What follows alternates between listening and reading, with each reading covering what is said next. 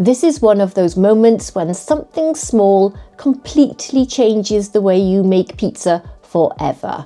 What if I separated the dough stretching from the topping and cook entirely? And the trigger for this change was due to these new pizza ovens, which are so much better at holding stone heat when cooking multiple pizza than my older ones. I now don't have to wait so long for the oven to get back to temperature, and that means I can change my process to work faster. The oven is working faster, and now so can I. If you are new here, welcome. I'm Ellie, and I've been reviewing and cooking using portable pizza ovens since 2017, starting with the original Ooni 3. I'm going to walk you through exactly what I tested, why I tried it, and what actually happened to the dough, and why this is now the method I'm going to use every single time I cook pizza. Let's start with how I used to do things. My process has been simple and pretty standard. I stretch one dough ball, top it, cook it, and then I repeat. Then I get the other dough ball, then I stretch, top and cook. And that works and it's reliable, but it's not efficient if you're cooking pizza back to back. The inefficiency with this workflow when you're cooking multiple pizzas is that you are constantly stopping and starting. It slows everything down. And if you're cooking for other people, that delay between pizzas can feel even longer. What if instead of treating each pizza as its own separate job, I treated the dough stage as one single batch process? So that's where this new process experiment started. And as a guide for this experiment, I am using dough that has come straight out of my bread maker, which has been kneaded and proofed on an automatic setting for 45 minutes. However, you can use any proofing method that works for you.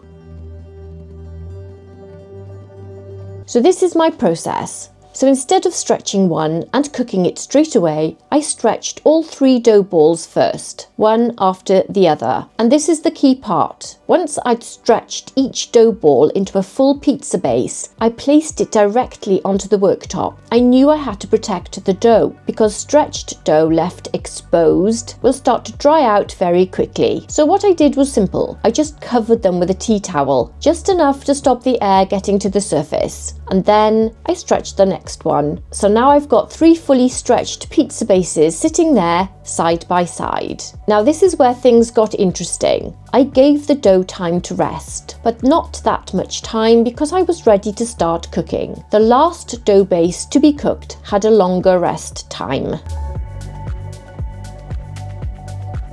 You may be asking, why don't I just top all the 3 bases right now and cook them? Well, there is a reason for that. These ovens are very efficient at reheating between cooks and they don't lose much heat, but they do need a few minutes to get back to temperature, and I use that time to top the pizza bases, so it all works out. This process works with the timing of the oven.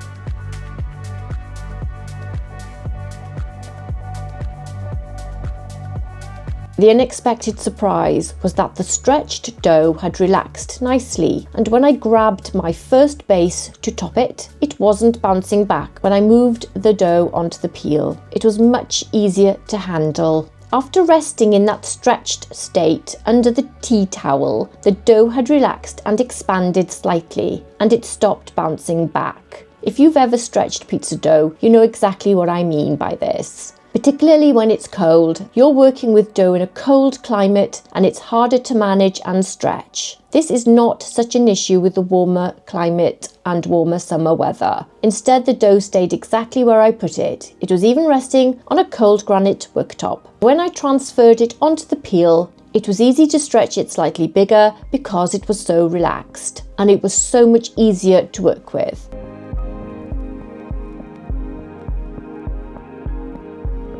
I was concerned that this new process may affect my dough cooking in the oven, but the pizzas cooked exactly how I wanted them to. Great rise, a nice structure and good texture. And if anything, the consistency improved for the better. And so this is why I will be doing this process every time going forward. Oh, my voice is getting really deep.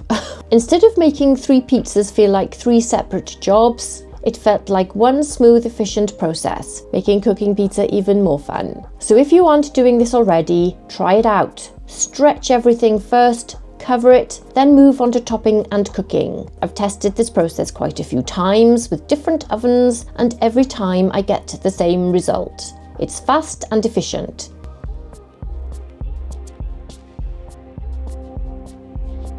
And it makes cold dough easier to handle. My understanding is that when you stretch dough, you're putting tension into it. That's why it wants to snap back. But when you let it rest after stretching, I realized that that tension relaxes and the gluten settles. So by stretching first and resting second, you are helping the dough. So if you're a beginner, or even if you've been making pizzas for years like I have, give this a try. The newer pizza ovens and their ability to retain heat after cooking pizza back to back was the trigger for me to rethink my process.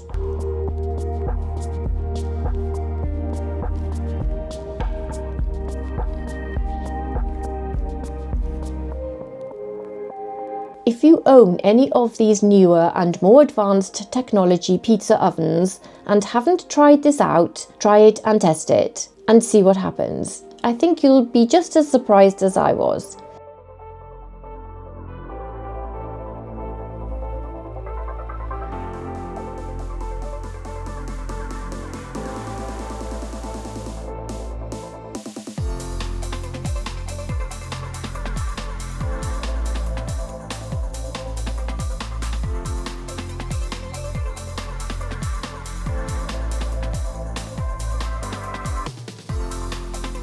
Let me know in the comments what you think of this process, whether you've been using it for years anyway, even with the older ovens. Let me know what you did and how you managed that gap of waiting for the oven to heat up. Or maybe you didn't. Maybe you've got a process where your oven always was efficient at heating up in between pizzas, because old ovens are very different. The newer ovens just made me rethink things completely, and that's a good thing.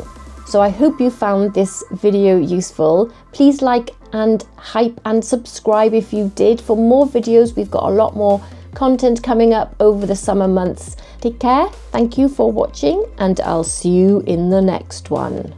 Bye.